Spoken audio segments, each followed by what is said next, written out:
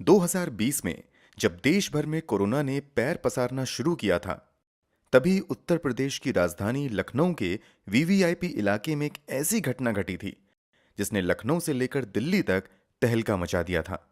मामला double murder का था और ये मर्डर मुख्यमंत्री योगी आदित्यनाथ के ऑफिस से महज चंद कदम की दूरी पर स्थित रेलवे के एक बड़े अधिकारी के बंगले में हुआ था।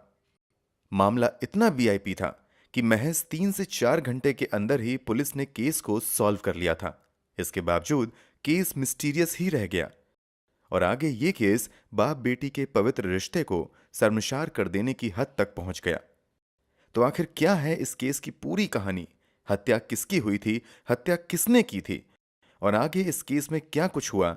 चलिए जानते हैं सब कुछ सिलसिलेवार तरीके से इस वीडियो में। आगे इस केस में बाप बेटी के बारे में जो बातें सामने आई थीं, उसे सुनकर यकीनन आप शॉक्ड रह जाएंगे। उससे पहले अगर आपने अब तक क्राइम की कहानी चैनल को सब्सक्राइब नहीं किया है, तो जल्दी से चैनल को सब्सक्राइब कर बेल आइकन जरूर दबा लीजिए। दोस्तों, जैसा कि हमने बताया, ये कहानी उत्तर प्रदेश की राजधानी लखनऊ के पौंछ इलाके गौतमपल्ली पुलिस स्टेशन के विवेकानंद मार्ग स्थित बंगला नंबर 9 की है। अगस्त 2020 में यह बंगला रेलवे के बड़े अधिकारी आर.डी. वाजपेयी के परिवार का आशियाना हुआ करता था। 1998 बैच के रेलवे अधिकारी आर.डी. वाजपेयी का कुछ समय पहले ही लखनऊ से दिल्ली ट्रांसफर हुआ था। दिल्ली में फिलहाल आर.डी. वाजपेयी रेलवे बोर्ड के स्पोक पर्सन के पद पर कार्यरत थे। तब देश के रेल मंत्री थे पीयूष गोयल। ड्यूटी के चक्कर में आर.डी. वाजपेयी 29 अगस्त 2020 को दिल्ली में थे, जबकि उनकी पत्नी मालिनी दत्त वाजपेयी, बेटा सर्वदत्त वाजपेयी और एक 15 साल की बेटी लखनऊ के इसी बंगले में रह रहे थे। बेटी फिलहाल लोरेटो हाई स्कूल में 9th क्लास में थी और वह प्रोफेशनल शूटिंग की प्लेयर भी थी। इसने बहुत कम उम्र में ही कई बड़े शूटिंग टूर्नामेंट भी जीते थे। बेटा गोमती नगर संस्कृति यूनिवर्सिटी से ग्रेजुएशन कर रहा था। क्योंकि घटना के समय लड़की नाबालिग थी, इसलिए कहीं भी हम आर.डी. वाजपेयी की बेटी का नाम नहीं ले रहे हैं। खैर, 29 अगस्त को आर.डी. वाजपेयी का जन्मदिन था, मगर काम की वजह से वाजपेयी लखनऊ में परिवार के साथ नहीं थे। इसलिए वाजपेयी की पत्नी और बेटा फैसला करते हैं कि उनका बर्थडे घर पर ही मनाएंगे और वाजपेयी शाम में उस प्रोग्राम में वीडियो कॉल के माध्यम से शामिल होंगे। सब कुछ प्लान करने के बाद दोपहर के समय मालिनी और सर्वदत्त कमरे में आराम करने के लिए चले जाते हैं, जबकि उनकी बेटी भी अपने कमरे में चली जाती हैं। अभी दोपहर के लगभग 3 बज रहे थे। आर.डी. वाजपेयी के सास ससुर यानी मालिनी के माता पिता मालिनी के सरकारी बंगले से लगभग 5 किलोमीटर की दूरी पर गोमती नगर इलाके में रहते थे। लगभग 3 बजे शाम में आर.डी. वाजपेयी की बेटी घबराई आवाज में अपनी नानी को फोन करती है और उनसे कहती है कि मैं भाई और माँ को उठाने की कोशिश कर रही हूं, मगर वो उठ नहीं रहे हैं। उनकी हालत कुछ ठीक नहीं लग रही है। जितनी जल्दी हो आप एम्बुलेंस लेकर यहां आ जाओ। इतना कहने के बाद वो लड़की फोन पर ही जोर जोर से रोने लगती है। लड़की के रोने की आवाज सुनकर मालिनी की मां घबरा जाती हैं। वो तुरंत इस बात की जानकारी अपने पति को देती हैं और फिर दोनों बस कुछ मिनट के अंदर ही भागते हुए आर.डी. वाजपेयी के बंगले पर पहुंच जाते हैं। नाना नानी और परिवार के दूसरे सदस्यों को देखकर लड़की और जोर से चिल्लाने लगती है और उनको एक कमरे की तरफ जाने का इशारा करती है। जब सभी कमरे में जाते हैं तो वहां का नजारा देखकर सभी के पैरों तले जमीन खिसक जाती है। वहां उन्हें नजर आता है कि कमरे में मालिनी और उनका बेटा सर्वदत्त खून से लहूलुहान स्थिति में पड़ा हुआ था। वहां मौजूद लोग उन्हें जगाने की कोशिश करते हैं, मगर दोनों की ओर से कोई रिस्पॉन्स नहीं मिलता है। स्थिति की गंभीरता को देखते हुए वहां पर मौजूद लोग जल्द ही इमरजेंसी नंबर 112 पर फोन कर देते हैं। बस चंद मिनट में एम्बुलेंस भी बंगले के बाहर पहुंच जाती है। इसके अलावा स्थानीय पुलिस स्टेशन के अधिकारी भी मामले की जानकारी मिलते ही मौके पर पहुंच जाते हैं। कमरे में ही मेडिकल टीम द्वारा दोनों का परीक्षण किया जाता है और उन्हें मृत घोषित कर दिया जाता है। दोनों के सर में गोली लगी थी। इतने वीआईपी इलाके में एक बड़े सरकारी अधिकारी की पत्नी और बेटे की दिन दहाड़े हत्या की खबर से पूरे प्रशासन में हड़कंप मच जाता है। इस बात की जानकारी दिल्ली में काम कर रहे आर.डी. वाजपेयी को भी दी जाती है, चूंकि वाजपेयी तत्कालीन रेल मंत्री पीयूष गोयल के करीबी अधिकारी के तौर पर काम कर रहे थे, इसलिए मामले की जानकारी पीयूष गोयल को भी हो जाती है। तुरंत पीयूष गोयल यूपी के मुख्यमंत्री योगी आदित्यनाथ से भी फोन करके मामले की जानकारी देते हैं और उनसे मामले में तुरंत आवश्यक कार्यवाही करने का अनुरोध करते हैं। क्योंकि अब इस मामले में दिल्ली और लखनऊ भी इन्वॉल्व हो चुका था, इसलिए राज्य के आला पुलिस अधिकारी मौके पर पहुंचना शुरू हो जाते हैं। सबसे पहले डीजीपी एच.सी. अवस्थी मौके पर पहुंचते हैं और अपनी जांच शुरू कर देते हैं। घटना के समय इस घर में इन तीनों मां, बेटे और बेटी के अलावा एक नौकर भी था। पहले शक नौकर पर जाता है कि कहीं नौकर ने तो कुछ गलत नहीं किया है, मगर शुरुआती कुछ ही देर की जांच के बाद नौकर शक के दायरे से बाहर हो जाता है। अब पुलिस दूसरे एंगल से जांच करना शुरू कर देती है कि कहीं बाहर से आकर तो किसी ने इन दोनों की हत्या नहीं कर दी, मगर जल्द ही पुलिस इस संभावना को भी खारिज कर देती है, क्योंकि जांच में कहीं से भी घर के अंदर किसी बाहरी व्यक्ति के आने के संकेत नहीं मिलते हैं। अब इस मामले में पुलिस की कोई मदद कर सकता था तो वो थी घर में मौजूद लड़की। जब पुलिस वाले इस लड़की से पूछताछ शुरू करते हैं तो वो कुछ भी बताने से इनकार कर देती है और कहती है कि जब पापा आएंगे तभी मैं उन्हें सब कुछ बताऊंगी। जिस दिन ये घटना घटी थी उस समय तक देश में कोरोना का प्रकोप बढ़ चुका था और हवाई जहाज का परिचालन भी बंद हो चुका था। इसलिए मामले की जानकारी मिलने के बाद आर.डी. वाजपेयी कार से ही दिल्ली से लखनऊ आ रहे थे।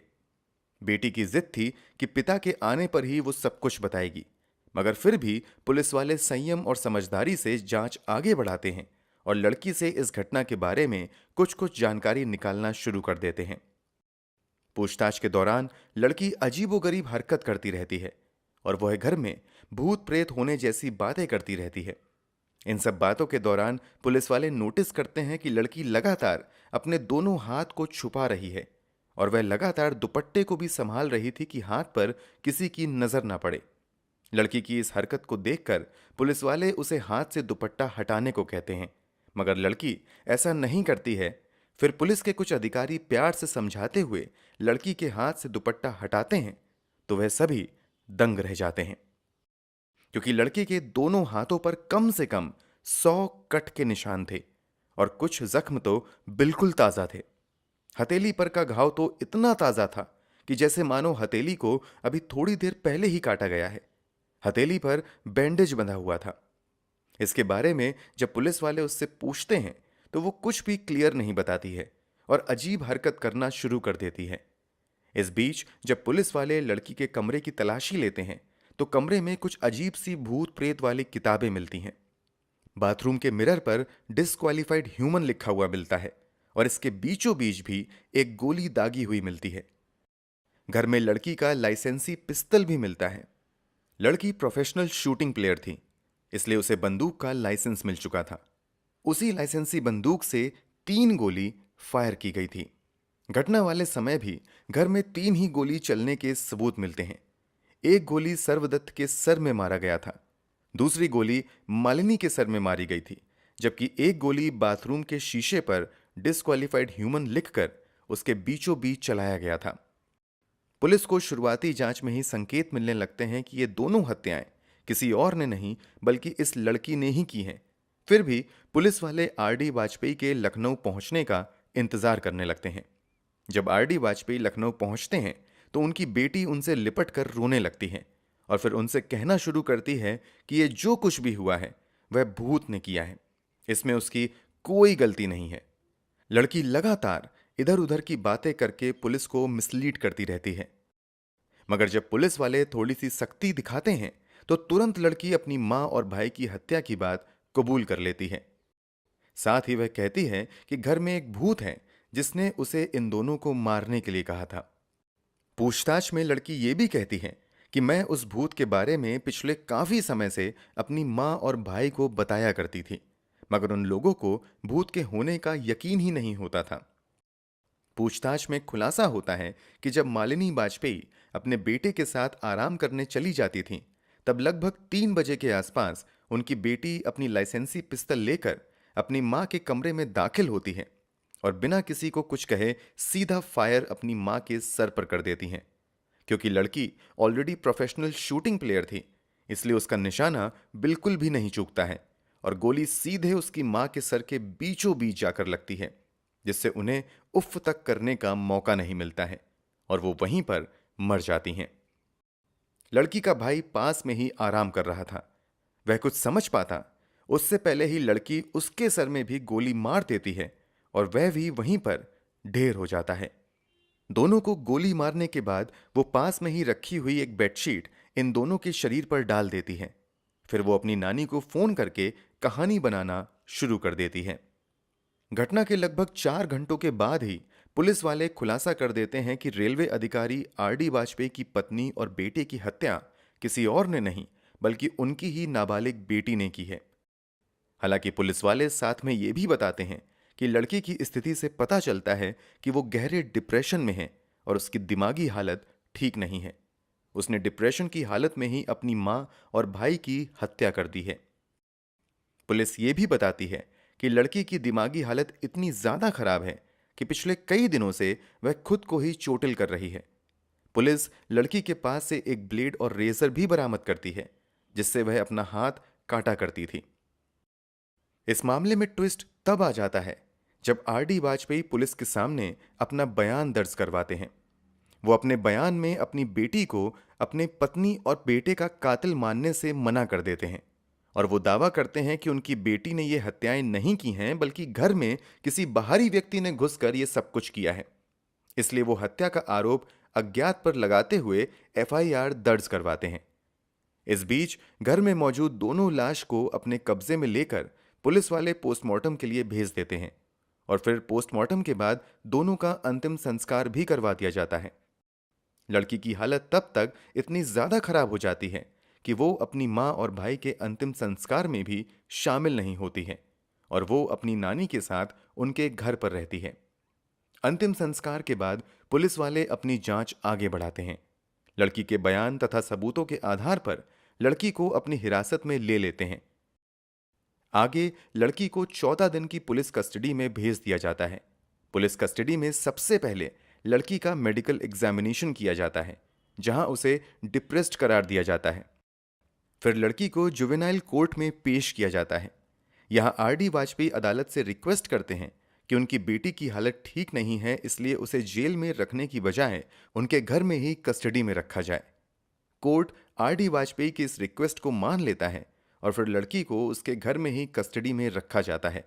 साथ ही सिविल ड्रेस में पुलिस वाले उसके घर पर तैनात कर दिए जाते हैं। आगे इस मामले में पुलिस बहुत कुछ नहीं कर पाती है क्योंकि लड़की दिमागी तौर पर बीमार पाई जाती है। उसका इलाज साइकेट्रिस्ट द्वारा किंग जॉर्ज मेडिकल कॉलेज में शुरू होता है। आगे इस केस में लड़की के खिलाफ बहुत कुछ नहीं होता है।